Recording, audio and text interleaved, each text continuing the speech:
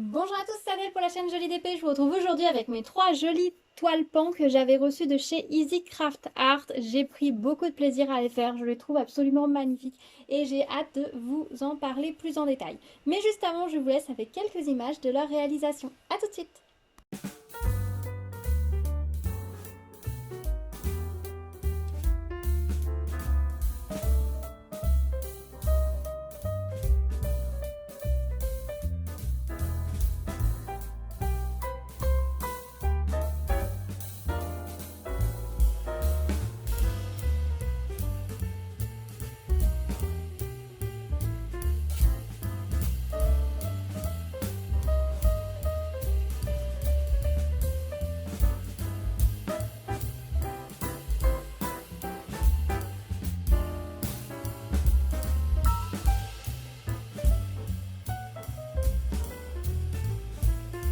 Voilà, j'espère que ces petites images vous auront plu. Donc on va commencer avec cette toile-ci qui était une toile en 30 par 40. On a un pan qui est sur une base de motif en paper killing.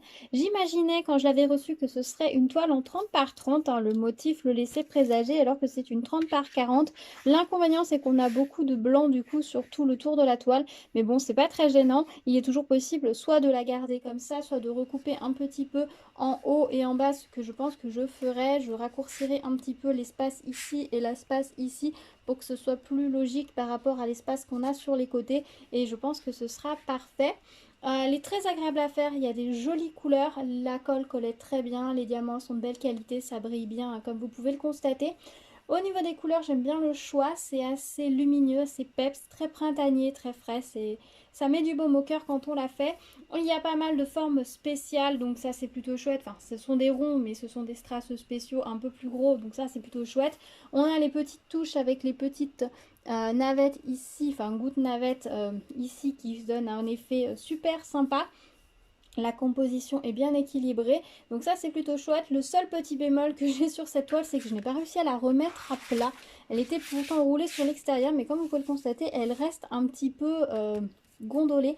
Alors c'est plutôt, les plis sont marqués sur la partie en dehors de la toile, enfin la partie qu'on va couper. Donc je pense qu'une fois qu'elle va être coupée sur les côtés, elle devrait un peu mieux au niveau central se remettre à plat. Mais c'est vrai que c'est un petit peu le bémol. Pourtant elle est restée longtemps sous une pile bien lourde, mais ça n'a pas suffi, elle est restée marquée. Il y a des toiles comme ça où c'est difficile, je trouve, de les remettre à plat. La matière ne revient pas. Alors qu'il y a des toiles, à partir du moment où elles ont passé 2 jours à plat, elles sont nickel. Donc je ne sais pas ce qui fait ça, si c'est une différence de toile, si c'est le sens dans lequel elles sont imprimées, est-ce que elle n'est pas imprimée dans le bon sens et que du coup c'est pour ça que ça marque plus, je ne sais pas. Mais toujours est-il que c'est comme ça. Après, si elle vous plaît, que vous souhaitez la faire, rien, et que vous voyez qu'elle ne revient pas à 100% à plat, rien ne vous empêche ensuite de la fixer soit sur une planche en bois, sur un châssis, sur une plaque de carton ou la mettre dans un cadre et alors elle sera parfaitement plate et vous n'aurez plus ce souci là. Moi personnellement je vais pas m'embêter plus que ça, je vais la recouper en haut et en bas de façon à avoir à peu près le même espace qu'ici et ici autour de mon pan et puis je mettrai de la pâte à fixe tout simplement et ça ira bien. Si c'est pas 100% plat et lisse sur mon mur, ça ne se verra quasiment pas, donc ce ne sera pas gênant pour l'utilisation que je vais en faire. Au niveau des diamants, j'avais largement de quoi faire, je vous montre rapidement ce qu'il reste. Beaucoup de couleurs de diamants, on avait quand même 14 sortes de diamants sur cette toile, hein. C'est pas rien. Donc comme vous pouvez le constater, les petits sachets sont encore bien pleins. On avait ce très joli... Ce sont pas les diamants de la bonne toile, si? Si. Ah oui, non, c'est parce qu'on avait pas mal de diamants comme ça, mais ils ne servent qu'au niveau du bec ici. Voilà. Et puis après, les formes, donc on a une petite perle ronde AB. Et puis on avait, voilà, au niveau des autres diamants, toujours beaucoup de ces ronds orangés roses qu'on a dans beaucoup de toiles et on en avait une belle quantité. À force, je commence à en avoir pas mal. Faudrait que je vous montre un de ces jours comment je range mes diamants et ce que j'ai un peu sur certaines couleurs. C'est assez rigolo. Autant sur certaines sortes de diamants, j'en ai vraiment très peu et pourtant je les ai croisés dans beaucoup de toiles. Autant d'autres, j'en ai beaucoup parce qu'ils sont toujours généreux. On va pas chercher à comprendre pourquoi. Voilà pour cette toile, franchement très agréable à faire, je suis pas déçue. J'ai passé un très bon moment à la faire, elle est assez rapide à faire. Il n'y a pas énormément à diamanter, quoique quand même un petit peu. Vous passerez un bon moment si vous choisissez de la faire. Les couleurs sont belles, les diamants sont beaux, donc franchement, c'est que du plaisir. Voilà, je vous l'approche d'un peu plus près. Voilà pour celle-ci. Ensuite, on va regarder la toile en diamant rond pour changer. Donc, j'ai fait cette petite toile. Alors, cette toile-ci, quand elle est sortie, ils nous l'ont montré avec celle-ci. Et il y avait une autre avec une feuille d'érable, il me semble, dans les tons de orangé avec une petite pointe de vert très automnale que j'ai trouvé aussi très sympa, mais j'étais restée dans les pans. Il n'y a pas beaucoup de toiles comme ça en diamant rond avec des pans où ce soit joli, où ce soit un petit peu sympa. Là j'aimais bien celle-ci parce qu'on avait un côté un peu vitrail, un peu différent de ce qu'on pouvait voir. Par rapport au layout qui était indiqué sur le site, ça paraissait plutôt pas mal et ça donnait l'impression de bien rendre, ce qui est le cas. Alors de près, comme toujours, hein, sur une 30 par 30, c'est pas non plus foufou, quoique franchement de près c'est déjà pas si mal, de loin ça rend vraiment très très bien. Forcément par exemple ici de près on voit vraiment les damiers, alors que dès qu'on va s'éloigner on va simplement voir des nuances de couleurs différentes. Donc là avec deux couleurs dans le fond, on va avoir selon la proportion de l'une ou de l'autre des couleurs, on va avoir des zones nuancées, des couleurs différentes de loin. L'œil va vraiment faire une zone unie de couleurs avec des niveaux de teintes différentes et c'est vraiment très très joli. À faire, elle est très agréable. On a pas mal de confetti sur cette toile puisque c'est ce qui va permettre de faire tous les reliefs, tous les petits jeux de couleurs, toutes les petites ombres. Si je vous rapproche la toile, vous voyez ici on a beaucoup de confetti, ici aussi. Le long des branches, pareil, beaucoup de confetti, beaucoup de petits diamants qui se promènent à droite et à gauche. Donc c'est pas forcément la toile la plus rapide à faire parce que vous allez sûrement réouvrir vos pots de couleurs assez souvent puisqu'il va falloir manipuler vos couleurs à beaucoup d'endroits. Voilà, mais honnêtement, le jeu en vaut la chandelle. Elle est vraiment très jolie, je l'aime beaucoup. La colle collait très bien, les diamants sont très beaux. Ils ne se touchent pas à 100% comme vous pouvez le constater. Ils se touchent, mais on n'a pas des pops entre les diamants. Mais ça permet en tout cas une très belle pose, un bel alignement. Donc ça, c'est plutôt chouette. Moi, j'ai posé en damier comme toujours avec mon stylet diamant par diamant. Et je suis très contente du résultat. Ça fait vraiment très propre, très net, hein, vous voyez dans les zones ici. Je suis plutôt contente de ma pose, je la trouve bien régulière. Donc c'est vraiment des beaux diamants, bien épais, bien brillants, donc ça c'est plutôt chouette. Non, oui si. Bon, et c'est pas les plus épais, je suis en train de les regarder. C'est pas les plus épais que j'ai vus, mais on a une belle brillance et on a beaucoup de facettes, donc ça c'est plutôt chouette. On avait 22 couleurs sur cette toile et vous allez voir au niveau des restes de diamants, il y a ce qu'il faut, hein. Voilà, je vous montre rapidement. Hop. Certaines couleurs, il en reste même beaucoup. Donc franchement, de ce côté-là, ils ont été plutôt généreux. Donc ces deux couleurs sont les deux couleurs du fond. Comme vous pouvez le constater, il y en a pas mal.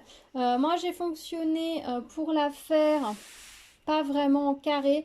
J'ai commencé à beaucoup travailler, en fait, à dégager presque par quart, en fait. Quand je travaille sur ce genre de toile en 30 par 30, je fais pas des petits carrés maintenant. J'y vais franchement.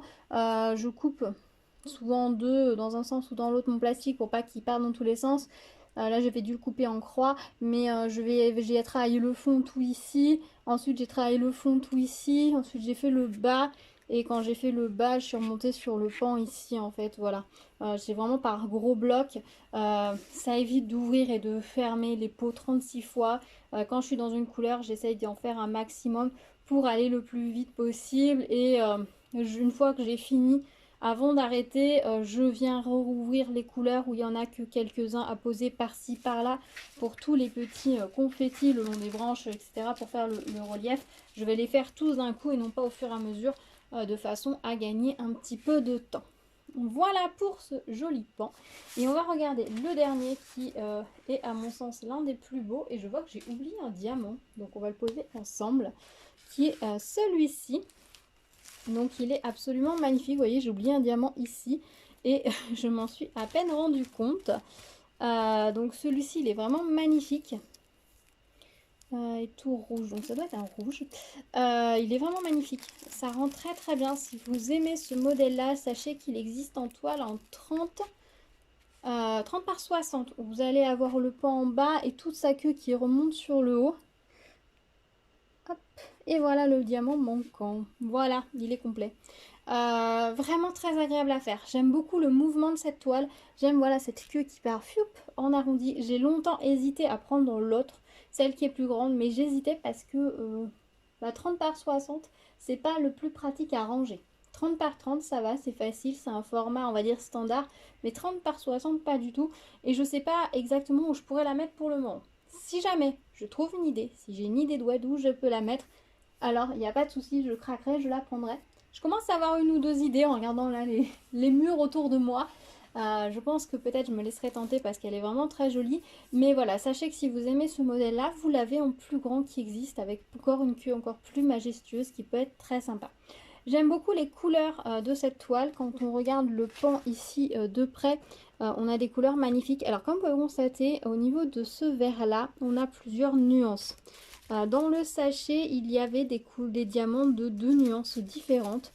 Alors, j'ai pas cherché à trier, j'ai laissé vraiment les 2 nuances, vous voyez, ça donne vraiment des effets supplémentaires.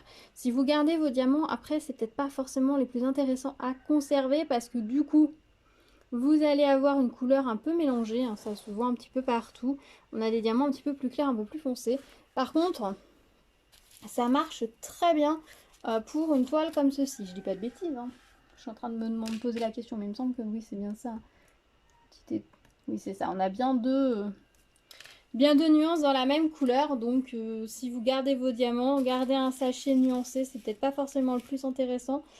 Mais en tout cas, je sais pas si ça est le cas sur toutes les toiles, mais moi, dans mon cas, c'était le cas. Et ça apporte un plus, en fait, puisque du coup, ça rajoute des nuances, comme si les plumes étaient un peu plus folles et prenaient la lumière différemment. Et ça fait un effet très chouette, complètement aléatoire dans cette toile, et c'est vraiment très joli. J'aime beaucoup le fait qu'on ait le bleu vraiment sur le pan et sur le tour. Vraiment, on voit que ce sont les plumes. Et tous les motifs sont dans ces couleurs jaune, orange, rouge, rose, magnifiques. Et du coup, ça apporte beaucoup de joie, de gaieté à cette toile. Et c'est ce qui fait que ce pan ressort aussi bien et qu'il est aussi joli. Excusez-moi, j'ai eu un léger bug parce que j'ai une poule qui fait un bruit ultra chelou dehors. Voilà. Et je l'avais jamais entendu, donc voilà. Voilà pour ces toiles pan. Si je vous montre les restes rapidement, donc sur cette toile on n'avait que 12 couleurs. Donc beaucoup, vous voyez, nous en avait largement mis assez pour faire l'ensemble. Vous pourriez trier, enfin j'aurais pu trier les diamants hein, pour ne mettre qu'une seule nuance, mais je n'ai pas voulu le faire, je trouvais que ça apportait un petit plus. Voilà au niveau des couleurs ce que nous avons. Et au niveau des formes spéciales, voilà ce qu'il reste. Vous voyez par exemple typiquement, ceux-là ce sont des diamants où je n'en ai pas beaucoup. On les croise souvent mais ils nous en mettent peu en plus. Pareil pour cette couleur. Voilà, alors que des ronds rouges comme ça, je commence à en avoir un peu plus. Donc voilà ce qu'il reste, il y a largement de quoi faire. Donc voilà pour ces 3 toiles, je me suis bien amusée, c'était très agréable à les faire. Je trouve que ce qui est sympa, c'est qu'elles sont toutes légèrement différentes, on a des styles différents. On passe du pan très stylisé à celui peut-être beaucoup plus réaliste. Enfin, on est quand même sur des pans stylisés à chaque fois, on n'est quand même pas sur du réalisme. Mais on est sur des styles différents au niveau des gammes de couleurs, au niveau du design. Donc c'était vraiment très sympa.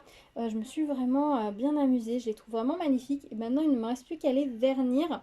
Je pense que je vais utiliser des vernis pailletés pour au moins ces deux-là. Et celle-ci, je ne sais pas si je rajoute des paillettes ou non parce que je trouve que la toile ne brille pas énormément. Et j'ai peur qu'en rajoutant des paillettes vertes dessus, je casse encore plus, enfin je donne un côté encore plus terne aux couleurs. Donc je suis pas sûre d'utiliser les paillettes, je vais peut-être utiliser un vernis plutôt transparent, neutre pour celui-ci. Mais par contre pour les autres je vais ajouter un vernis colle pailleté histoire de rajouter encore une petite touche chatoyante, brillante dans ses pans pour qu'il soit vraiment magnifique.